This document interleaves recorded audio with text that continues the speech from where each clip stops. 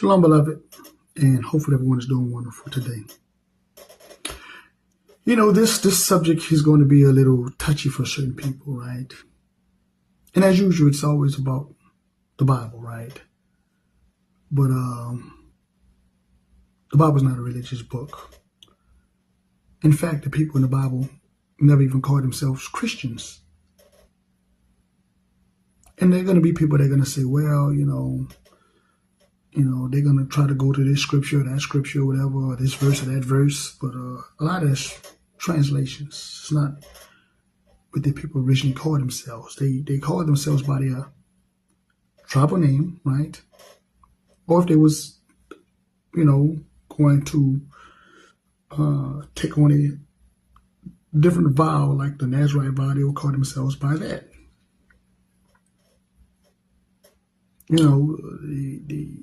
The instructions of the Bible, the way they worship, it would be known as the way of the path, right? Just like we say, we're in the truth today, right? But for the most part, the people never call themselves Christians. Now, again, most of us grew up, in mainstream religion. We grew up so-called Christian.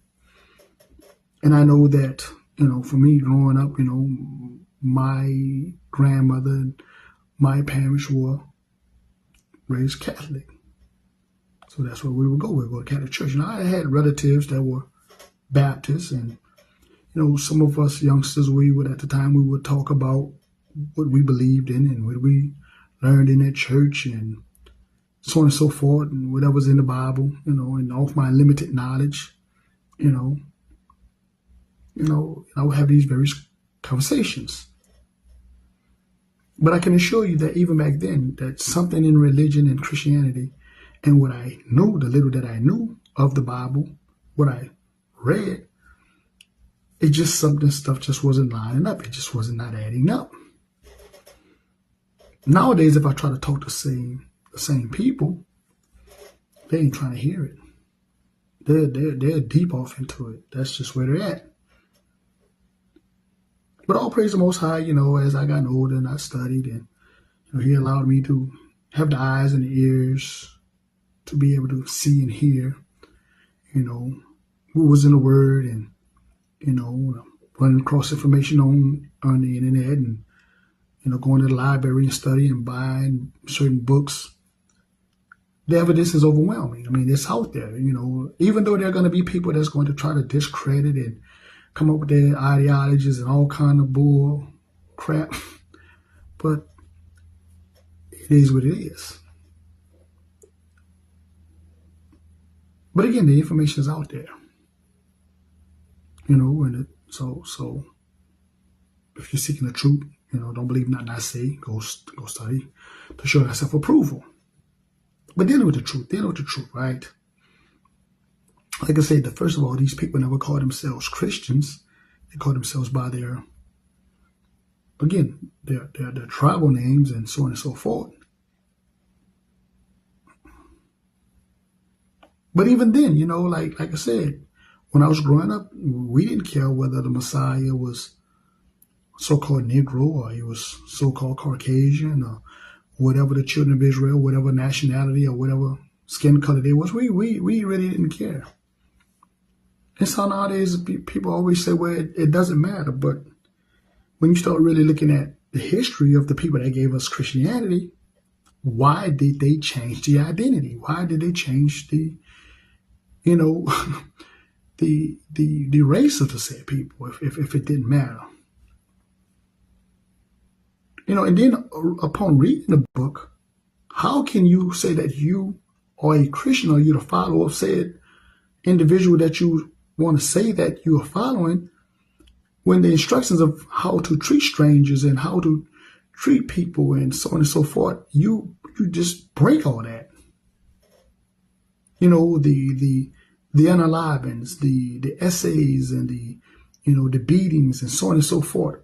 How can you say you believe in the book, but yet you do this to say people? Again, like I said, the documentation's out there, right? Even when you come down to, the dumb diverses that were written 12th, 13th, 14th century, even Christian black codes written in the 16th, 17th century, of how they treated said people. And then you look at the other sources that said when the people was expelled out of Spain and Portugal, what you brought them to, right? The description of said people, you know that when you connect the dots, you know these are the descendants of said people. So the question becomes again, how can you do this to the said people in the book that are the original people, right? How then can you convert the original people?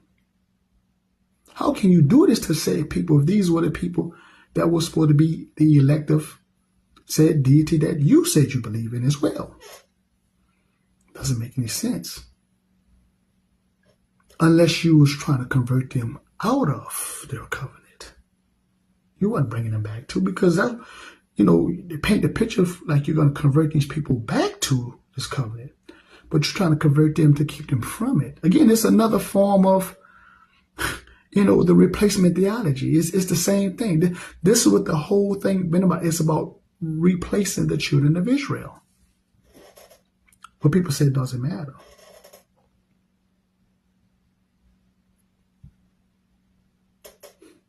I mean, when you go through the Bible, you see the same playbook happening prior to, the expulsion of the Jews and the transatlantic slave trade and so on and so forth.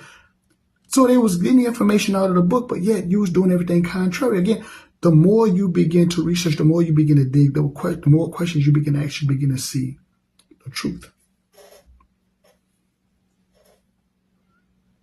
Again, you making it illegal for said people to own anything or to defend themselves or to read and to write and, taking just basic human rights from said people. But you want to make yourself the moral compass. In fact, once you strip them of their language and their culture and their identity, you grab a select group from said people and then you send them to your institutions of learning, whether it's religion or it's, so-called education. And then you indoctrinate them on what to teach, what they should know. And then you send them out to, again, to teach the rest of their people the lies, the deception. I mean, that's what the whole agenda was about. It's the same thing that happened to the children of Israel, my forefathers, all throughout the Bible, but now at a global scale. This has been the agenda the whole while. And again, the people will tell you it doesn't matter, but that's a lot of effort for something that really doesn't matter. But again, these people have to tell themselves that lie because, again, looking at that history, then that means if we are the people, which we know we are the people, but that means there's a judgment for the people that did this. And that's what they're running away from.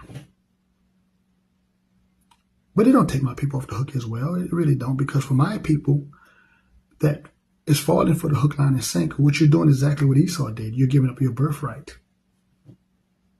In fact, the reason why most of them don't even want to hear it, because at the end of the day, that means they're going to have to come back and then be held accountable, right, for breaking said covenant. That's what they don't want to look at. Again, we can see it right now, even in our community to this day. It's like accountability is a form of kryptonite to certain demographic, even in our community. I mean, this is just what I see. You may not see that. With that being said, as usual, peace, love. Shalom.